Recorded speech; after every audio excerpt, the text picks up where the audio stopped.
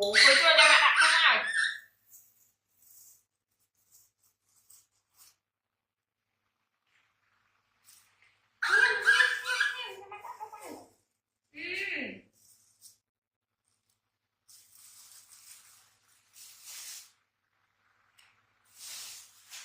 Nhắm mắt con, đi ra nha. Nha.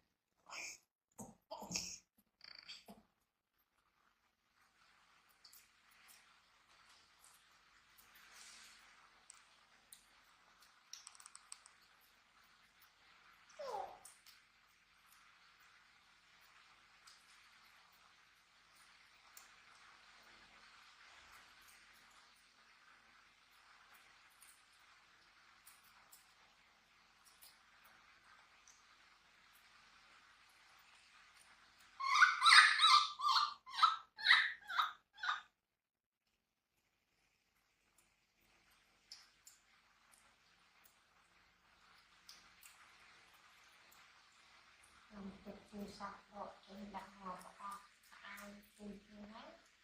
lần đôi tí đẩy nó thử kia say bông đóng thật mình trong tôi nó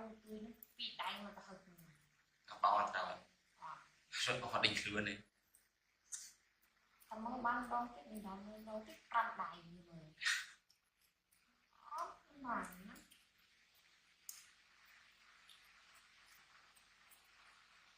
nhắm mắt con nhắm mắt đi ra nè quên quên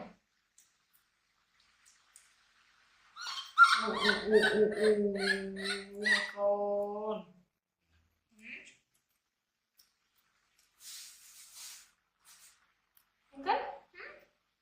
good mà ăn từ đây đặt vào mồm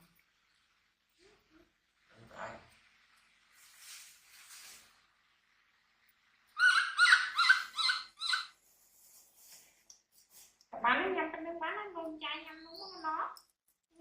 người nào chung như nó con nó vàng này kết mông trái nhắn con mông trái nhắm nó con nó này dùng ai ông trái nhắm đúng xinh trái nhắm đúng xinh nó con nó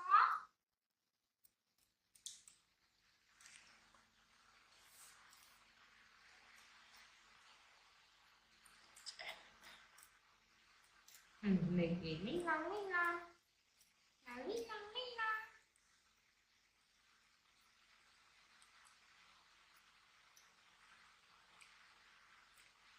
chà đá anh đã con sray ăn chay nhà mình ôn dùng mà ôn dùng nó ôn dùng quá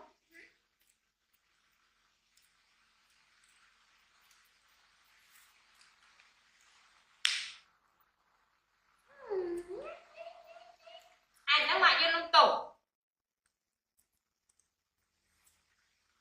ai đang có đấy trời ai ra đó ngoài vô liên chơi nha nè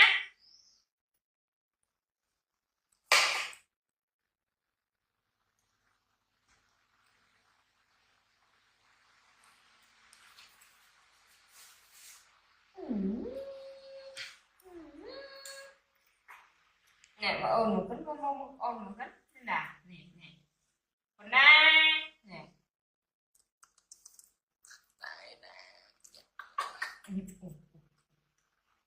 học ôn muốn á học ôn muốn á học ôn muốn á